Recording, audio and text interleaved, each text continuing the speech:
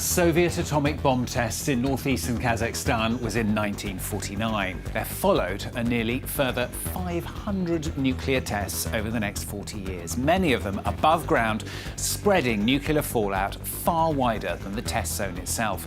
That means the equivalent of a nuclear bomb explosion every single month in an area roughly the size of Belgium. Well, living on that land, thousands of people, all exposed to often extremely high levels of radiation. People told to keep their windows open as the Soviet authorities measured people's reactions. They told us it was a hospital that treats tuberculosis, but it was the army who managed it. After each explosion, they would take people here. They were kept for 10 days and then sent home. Even the Nazis didn't dare to do tests on their own people. We did them on our own people. Nearly 30 years later, and they are still living with the effects. Cancers, miscarriages, mental disabilities, malformations, infertility. Today, nearly 500,000 people have officially been recognised by the Kazakhstani authorities as affected by nuclear testing. Experts say the cancer rate in eastern Kazakhstan is 2 or even 3 times higher than the national average. Well, life, though, beginning to return to normal. Radioactivity levels at last dropping to safer levels. The country once again wanting to exploit the land known as the polygon due to its shape, which remains rich in minerals. Well, Miyuki, Droz, Aramaki and Sophie Guignon revisit Semey for France 24.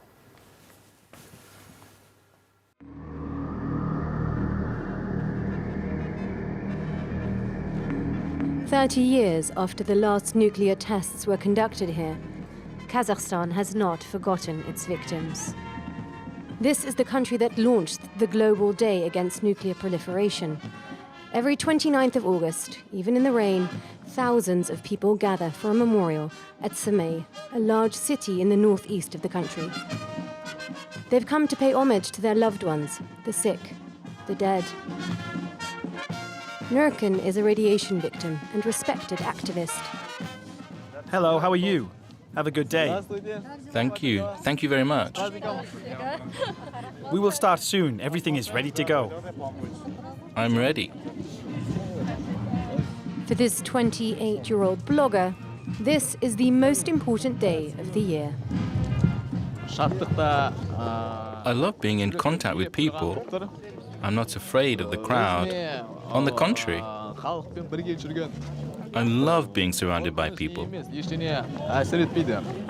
The ceremony takes place at the foot of this monument. Shaped like a nuclear explosion, it's called Stronger Than Death. The test victims even have their own official anthem.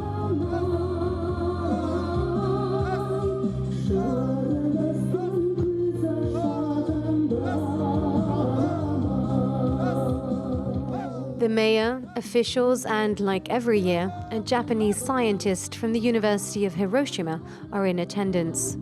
NURKEN was born during the last year of nuclear testing, but he has paid a high price for the radiation exposure his parents and grandparents endured. He feels this ceremony should be used to send a message of peace. I was born like this because of the effects of nuclear testing. I would like to address all world leaders, especially those in charge of countries that use nuclear weapons, like China or France, and others too. I call on them to learn how to live without nuclear weapons. For 40 years, his region lived through a barrage of nuclear testing, with one bomb exploding a month, each one more powerful than Hiroshima.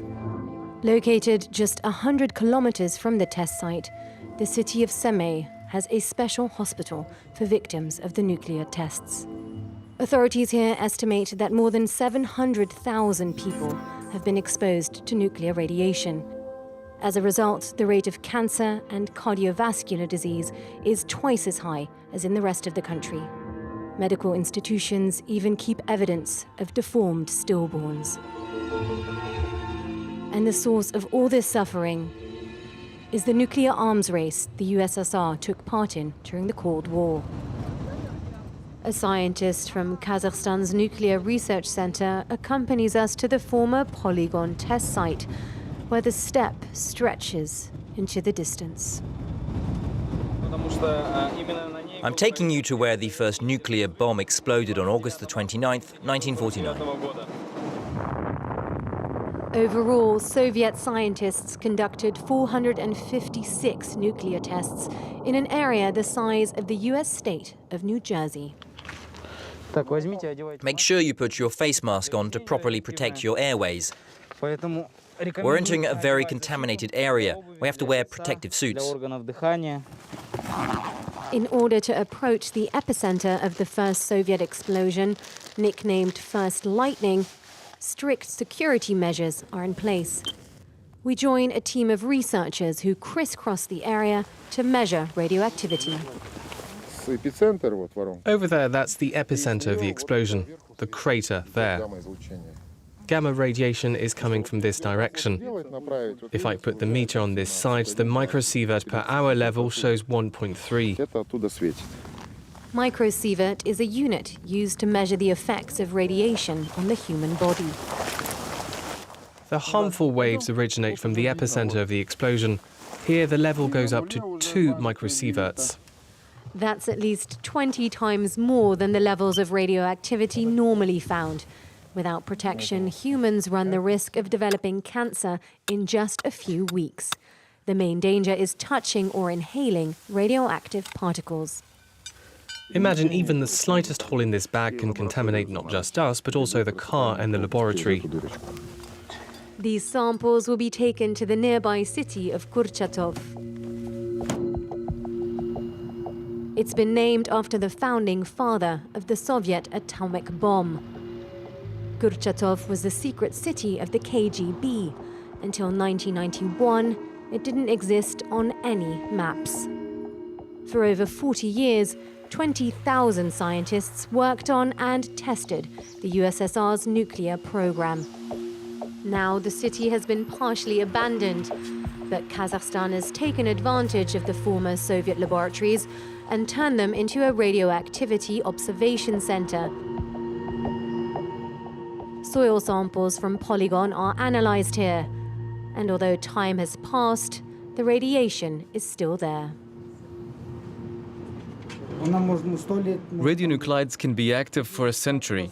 When was the first explosion? In 1949? 70 years later, the soil is still contaminated and we continue to suffer the consequences. ALUA KABDYRAKOVA leads 30 researchers at this laboratory. It weighs 330 grams. And this is the volume? Yes. Let's move on to the next sample. Protecting the population is not the only concern of the authorities. They're also keen to exploit the precious materials that are hidden beneath the ground.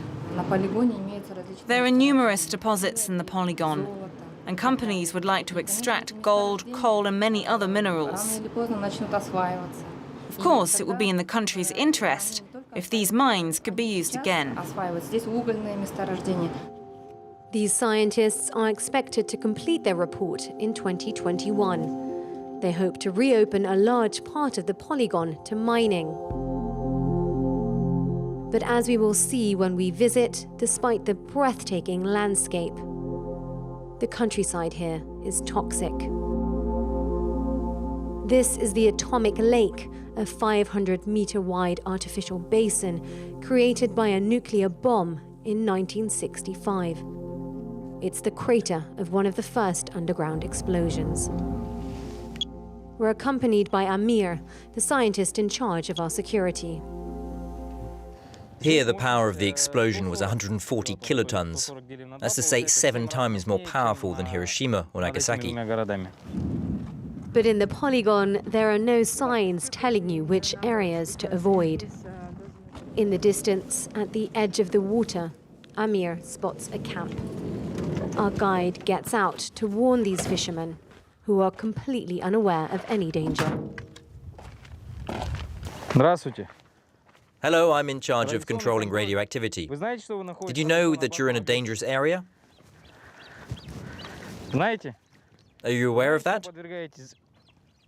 Did you know that you're putting your health at risk? Look, you're fishing in a radioactive lake. But everyone comes here. That's why we come too. Everyone told us that there was no risk. Even just after the explosion, we were told there was no danger to our health. This should be enough to feed my family for 2 weeks. And they are really delicious. Delicious, but contaminated.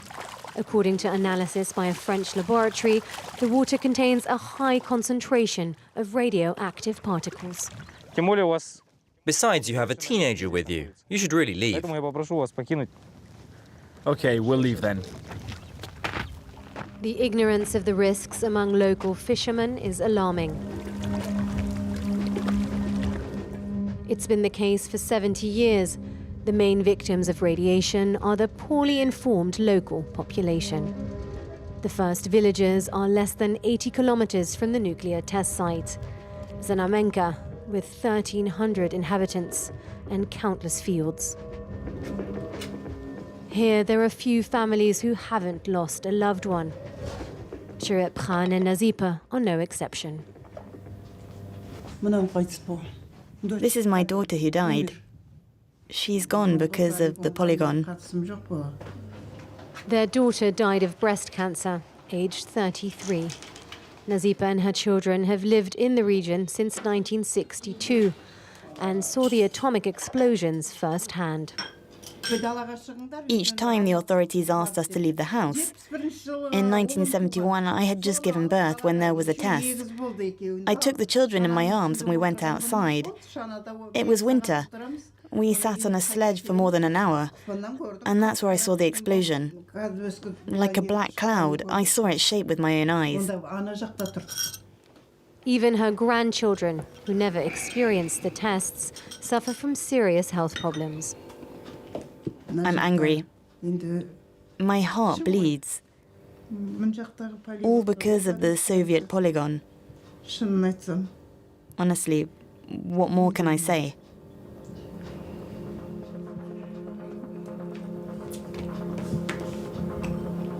It's a looming threat that continues to haunt the genetic makeup of the population.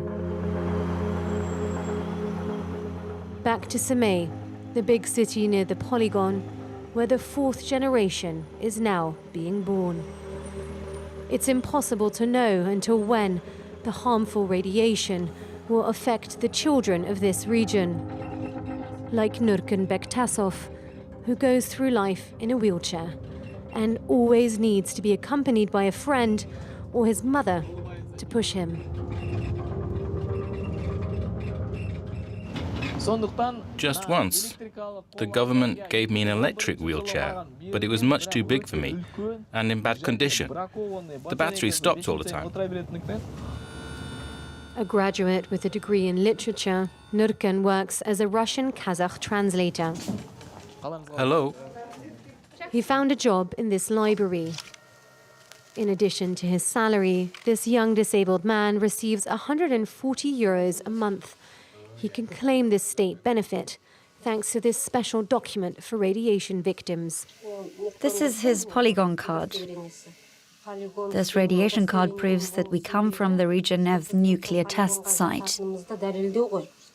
Despite a difficult daily life, NURKEN and his mother don't hold grudges, but they are worried.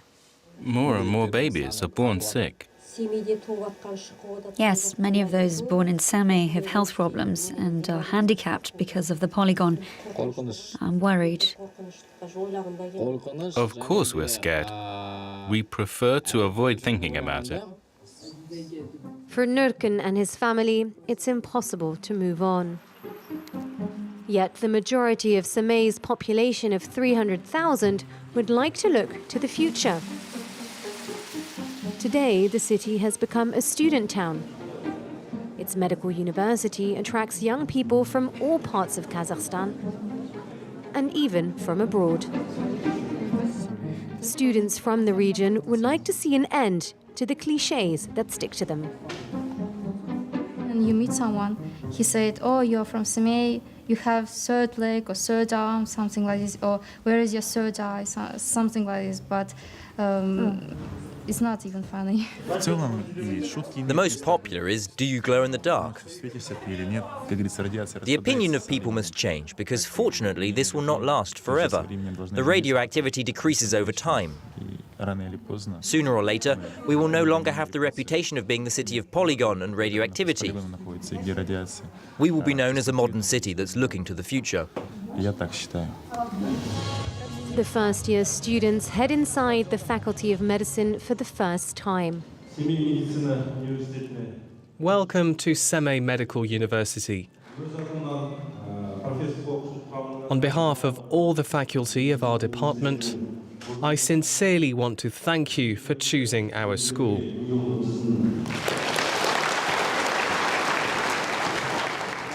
They're all determined to become doctors and to heal the wounds of their compatriots who were exposed to irreparable damage for 40 years. Miyuki, Droz, Aramaki and Sophie Guignon revisiting Semey for France 24. Well, that's all from this week's edition. Don't forget, of course, you can catch it and all the previous editions as well on our website. More news coming up very shortly. Do stay with us.